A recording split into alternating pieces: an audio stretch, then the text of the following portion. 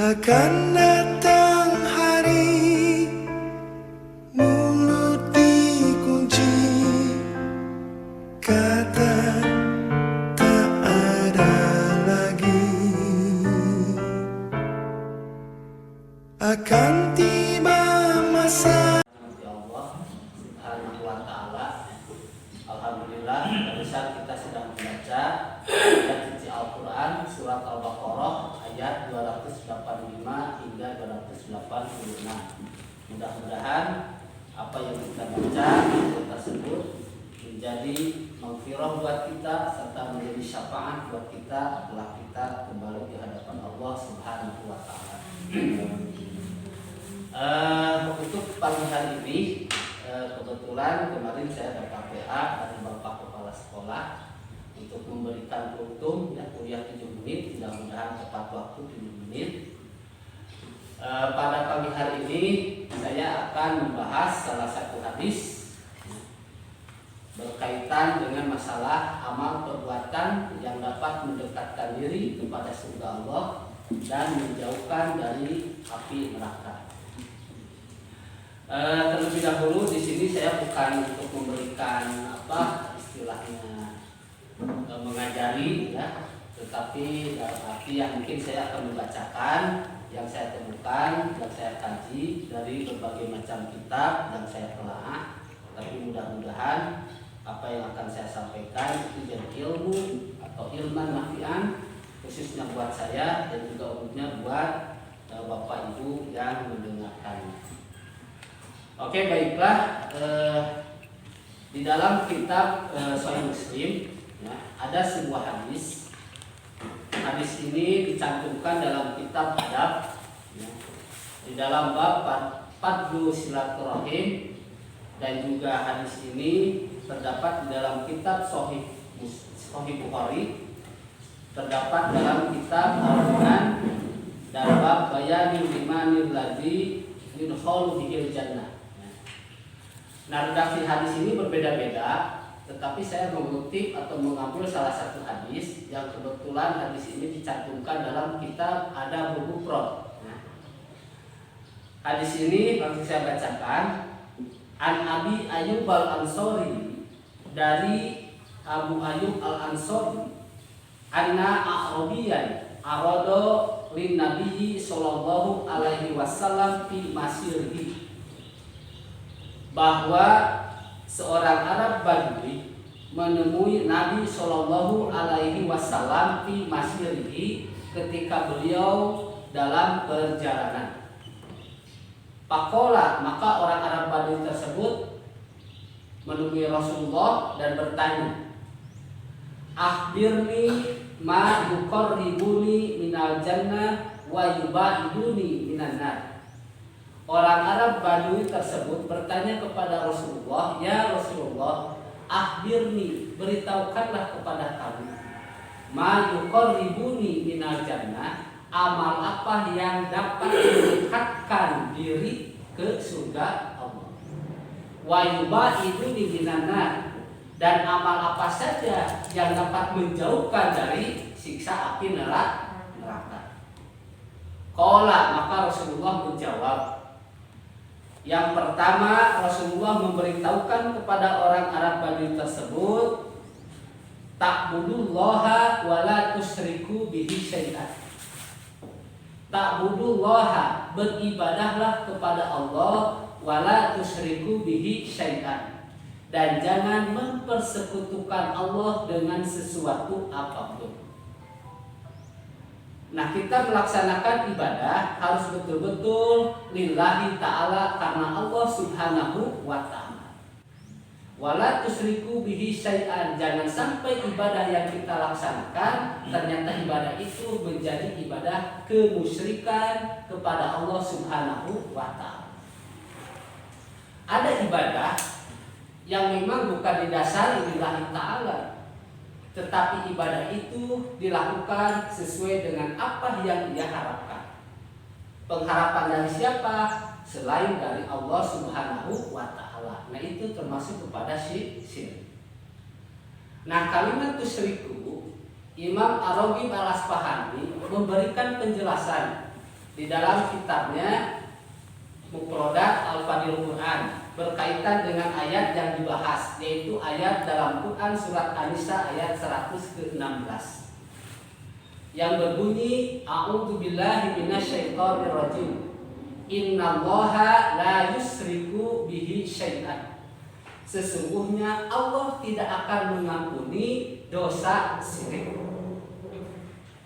Innallaha la yaghfiru ayyushraka bihi syai'an. Sesungguhnya Allah tidak akan mengampuni dosa syirik. Nah, Imam Ar-Raghib memberikan penjelasan, ternyata syirik itu terbagi kepada dua macam. Yang pertama ada syirik akbar, yang kedua ada syirik asghar. Apa yang dimaksud dengan syirik akbar? Kata Rasulullah SAW, syirik akbar itu ketika Rasulullah ditanya oleh salah seorang sahabat bertanya kepada Rasulullah, dosa apakah yang paling besar ya Rasulullah? Lalu Rasulullah menjawab, antaj'ala lillahi nidan wa huwa khalaqaka.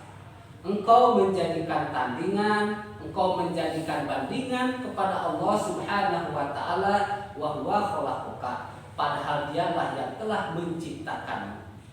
Jadi kalau kita berbuat syirik kepada Allah, manusia ciptaan siapa? Mereka yang berbuat syirik kepada Allah.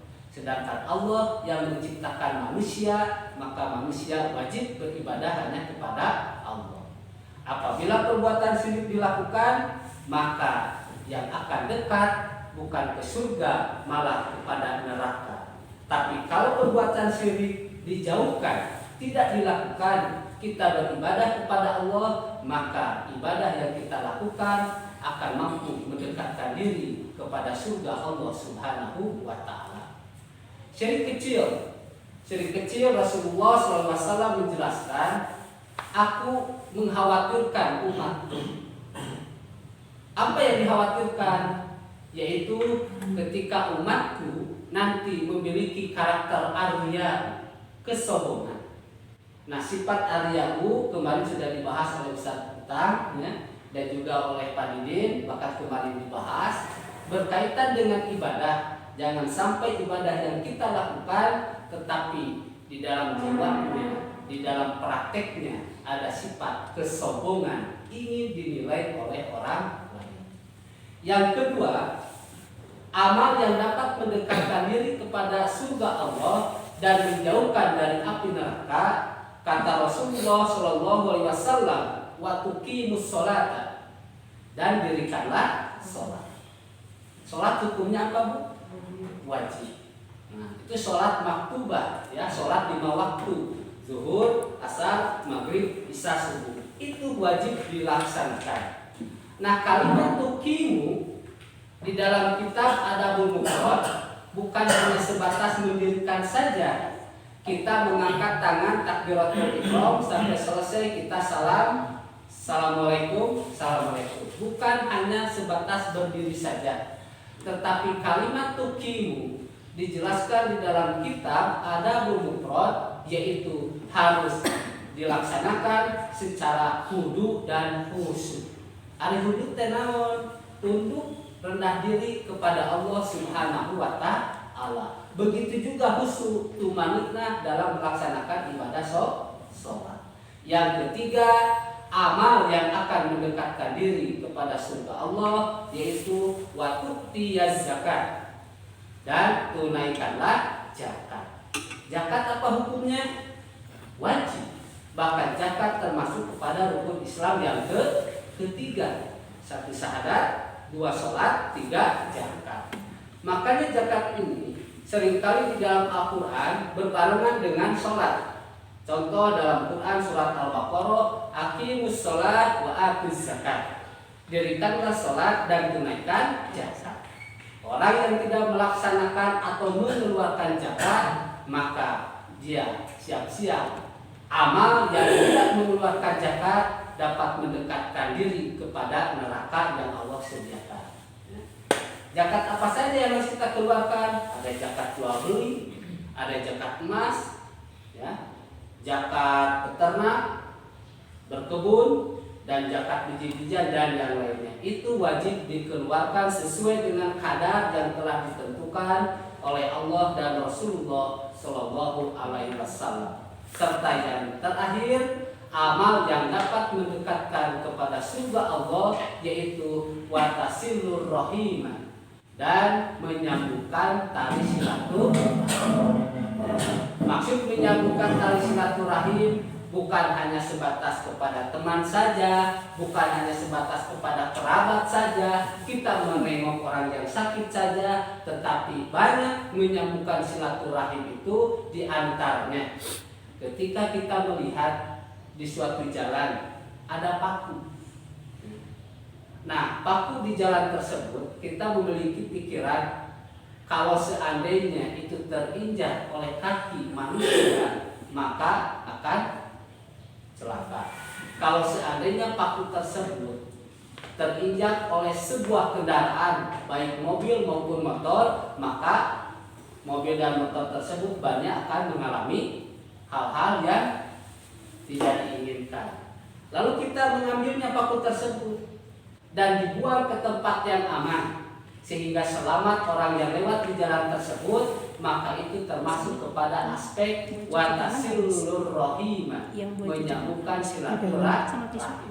Berapa kendaraan yang lewat, berapa pejalan kaki yang lewat, insya Allah itu menjadi jariah bagi orang yang membuang paku tersebut demi menyelamatkan orang lain. Nah, Bapak Ibu yang dirahmati Allah Subhanahu wa taala, kalau saya ambil kesimpulan dari hadis tadi, pertama, ternyata amal yang dapat mendekatkan diri kepada surga Allah, ta'budullaha, beribadahlah karena Allah. Yang kedua, wa tuqimus shalah, dirikanlah sholat, jangan sampai kita meninggalkan sholat. Wa tu'tiyaz zakat, dan tunaikanlah zakat, jangan sampai kita menyimpan zakat. Yang terakhir, watasilur rahimah, dan sambungkanlah tali silaturahim. Mungkin itu yang dapat saya sampaikan. Mudah-mudahan ada guna serta manfaatnya. Mohon maaf pada pagi hari ini bukan untuk mengajari, tapi saya hanya sebatas membacakan hadis yang saya bacakan. Ditutup dengan doa, Rabbana atina fid dunya hasanah wa fil akhirati hasanah wa qina azabannar. Wassalamualaikum warahmatullahi wabarakatuh.